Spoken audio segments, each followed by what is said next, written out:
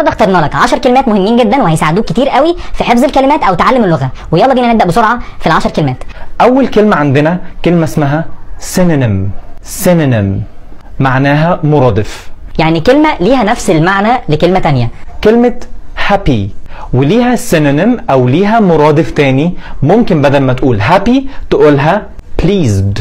وفي اكتر من سينونيم لكلمه هابي، فوانت بتحفظ الكلمات حاول تدور على السينونيمز او المرادفات بتاعه الكلمه. تاني كلمه معانا النهارده كلمه اسمها antonym. antonym antonym يعني عكس الكلمه، او ممكن نقول عليها opposite. كلمه happy الانتونيم بتاعها او الاوبوزيت بتاعها يبقى sad. تالت كلمه معانا النهارده كلمه definition.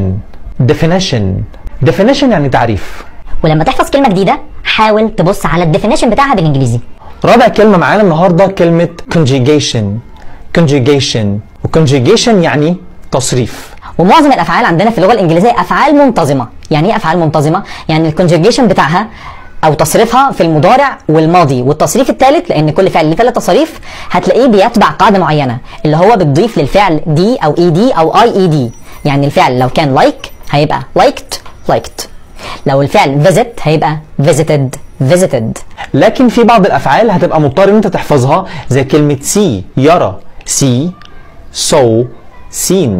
يبقى لما تيجي تحفظ اي فعل جديد لازم تعرف هل الكونجوجيشن بتاع الفعل ده منتظم ولا غير منتظم. الكلمه رقم 5 معانا النهارده abbreviation. abbreviation وكلمه abbreviation يعني اختصار. الكلمه رقم 6 النهارده معانا prefix. prefix كلمه prefix يعني بادئه. بادئه يعني ايه؟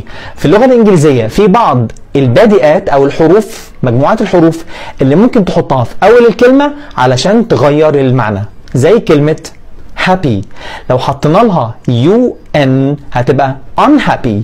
الUN اللي انت حطيتها في الاول دي هتبقى اسمها prefix. والكلمه رقم 7 بعد كده عندنا suffix.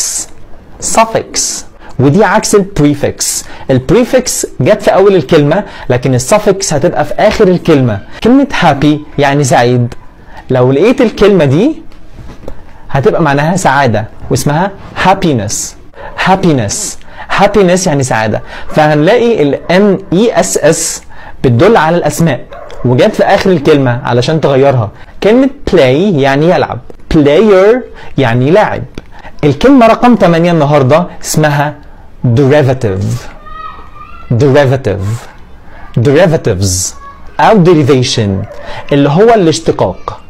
اشتقاق بمعنى ان مثلا الكلمه ممكن يكون في منها اسم وفعل وظرف وصفه وحاجات كتيره جدا، زي كلمه believe يعني يعتقد، وفي منها belief اللي هو الاعتقاد. فانا كده اشتقيت او عملت من الفعل ده اسم، يبقى انا كده ممكن في الانجليش اعمل حاجه اسمها derivation او اعمل derivatives كتيره من الكلمه.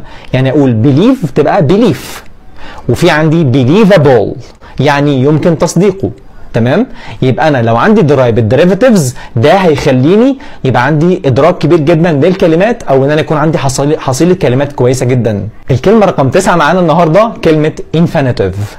infinitive infinitive وكلمة infinitive يعني مصدر الفعل. مصدر الفعل ده هو الفعل من غير أي إضافة. من غير أي إضافة. يعني مثلا عارفين am أو is أو are، لو قلت لك حط دول في صيغة المصدر هيبقى المصدر بتاعهم be. be الشكل بتاع الفعل من غير أي إضافة أو تصريف في أي زمن. be مثلا لو قلت لك playing حط الكلمة دي في المصدر هتشيل ال ing play. آخر كلمة معانا النهاردة كلمة sentence. sentence والsentence يعني جملة. sentence يعني جملة. تمام؟ والجملة في اللغة الإنجليزية لازم يكون فيها فعل. لو بتكتب جملة إنجليزية وما فيهاش فعل يبقى دي مش جملة.